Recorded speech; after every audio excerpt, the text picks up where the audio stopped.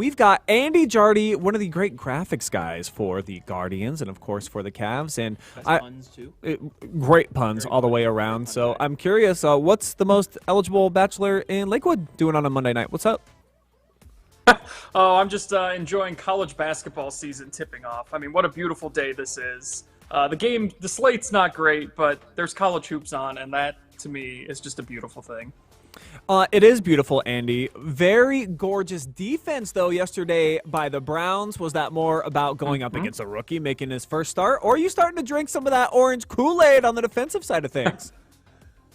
I think the defense is legit. I mean, they did what they were supposed to do yesterday. That's a terrible Arizona Cardinals team, and I think us as Browns fans, that spread came out, and you saw a 13-point favorite, and you're like, I'm still nervous.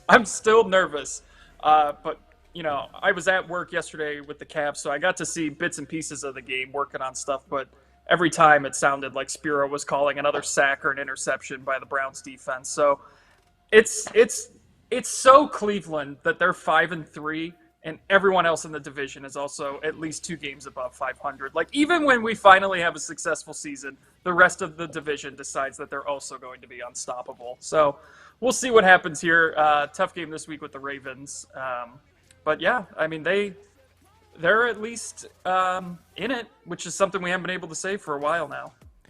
Yeah, it's been a long while, Andy. I do want to tell you, though, the quarterback, Mr. Toon, yesterday, a QBR of 1.3. That's the lowest I think I've ever seen. He threw for like 65 yards and 2 picks. It was about as dominant. It might be the worst first start since Johnny Manziel against the Bengals a few years ago, and I'm sure that you remember that one.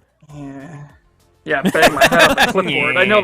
I know that wasn't the game, but yeah, those were some ugly numbers. Thanks for bringing that memory up again, too. Memories in Cleveland at the quarterback position. We have so many. Well, isn't it cool, though, they're that beautiful. All 4 AFC North teams are in playoff position right now? That's you might be, you just said it. It's weird that you're having a great season, but everybody else is too, but it's still good enough to get you into the postseason at this moment, halfway through the season. Yeah, if it started today. Yeah, it's crazy. I don't know how the Browns and Steelers are, like, winning in the fashion that they are. Like, Pittsburgh has just for so long, like, I think that they just know how to win. It's a culture thing. It's like Ohio State I don't know how football we win this year, anymore. too, where it's like, how are they winning some of these games? But all they know how to do is win. And I think the Steelers get a lot of luck and breaks to go their way. And oddly enough, the Browns have had some of that, too, where, like, the officials have kind of helped them out this year, which we're not used to. But yeah, I thought the AFC North was kind of a weak division coming into the year because I thought, like, you know, the Bengals and Ravens would be there and the Browns and Steelers would be mediocre at best. But hey, the AFC looks like it might be up for grabs. I mean, the Dolphins can't beat anyone with a winning record. The Chiefs look great at times, but then not great. And the Bills, I think, are frauds. I'm going to go on the record and say that. So who knows? You know, like, we're halfway through. Teams can figure it out still, but I think every team in the AFC North has, like, a legit case that they could make a run on this thing. Agreed. Now, acting like a Steeler fan, I should be like, well, you won those games because of the refs, but you guys have gotten the stiff of it for so long. Brian's been like, we never get any breaks. He said that a couple weeks ago, and then you finally get some breaks, so hopefully you can stop saying that because at least you're getting some. One game. One game. 2. And then 2 games. Oh, keep going. Continue, Are you talking about the Cardinals? We didn't need no No, breaks before that. We was breaking quarterbacks' legs. The in phantom pass backfield. interference against Indianapolis, the call against the 49ers, which you should be getting those because you guys have been getting stiffs for so long it was that the it's given. That beat the 49ers. Okay. They beat Yes, that little kick. I got you. But Andy, this is what excites me as a Browns fan. Okay, Deshaun Watson comes back. He threw some dimes. He threw some duds too. But when I watched and they were showing on the sideline, his teammates seem to be backing him. They're behind him. They are having fun with Deshaun out there on the field. When he threw some deep balls, it did not appear as though he's affected by that injury. So it gave me a lot of causes to smile as a fan, I think. What about you? You know, I'm not a Deshaun fan. I'm going to go out on the record and say that. I did not want him here. I would have been much happier with literally any other quarterback out there. Having said that, yes, he made some good plays yesterday. And the whole thing is very, very confusing to me because, like, why did he ever start in that Colts game? Like, if he clearly wasn't good to go, and you saw that he was not good to go, why did they ever play him to begin with? And, this week he looked significantly better. Like that had never been an issue, but the timing is still really off, I think, for him. Some of his decision making looks just like he's a little bit behind still. We'll see what happens down the stretch, but it is interesting to think, like, where would this team be if they had, like, kept Jacoby Brissett? You know what I mean? If we didn't have to play, like, a PJ Walker or something, like, maybe they win another game or two and they're sitting with only one loss right now. They probably don't lose the game in Pittsburgh. Like, Deshaun looked so bad in Pittsburgh. Like, right off the bat, it was like he was a deer in headlights, throwing that pick six right off the bat, or the interception right off the bat. Was it a pick six? It was a pick six. It was pick six, yeah. So, yeah, it's just interesting to think, like, if you had kept any sort of, like, legit backup QB where this team could possibly be. Well, think about all the injuries they're going through on the offensive line. No Nick Chubb. I think that's kind of already in people's rearview mirror. Like, they're acting like the best running back in football. All of a sudden, not available, and it's no big deal. But they've been able to piece together a few parts. Kareem Hunt coming off the street, and it's working out so far. So given what we've seen this whole season collectively as a unit, I know you're watching every single week very closely. Are you buying the Browns as a legitimate playoff contender as we got to take on the Ratbirds this week? That's a very tough one. And then we get the Steelers at home these next 2 weeks. I think they're very critical, but are you buying the Browns seriously this season?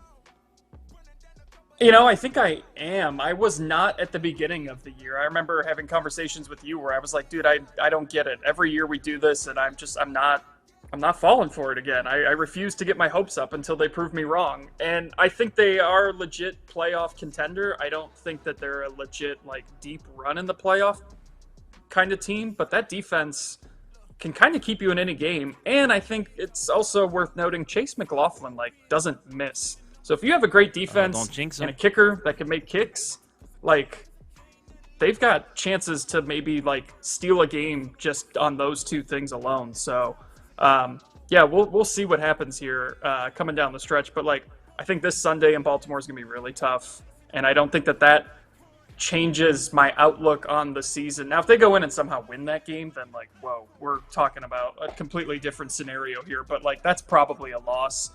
But then I think when you get Pittsburgh at home, like, that's a must-win. You cannot lose home division games. I'm with you. Mm-hmm. And I think with the way that Pittsburgh game went earlier this year too, like, you have to find a way to win that game, and I think they will. But we'll see. This week's going to be tough. I think they have a favorable schedule down the stretch. Absolutely. I know they still have to go to Cincinnati. 5 after that, Andy, are very winnable. When you look at it, we're going to get to play the Bears. We get to play the Texans. Jacksonville, I think, at least comes to Cleveland, if I'm not mistaken. So there's some openings there as we start getting into weeks 16, 17, and 18, where you kind of like the Browns to put themselves in a position.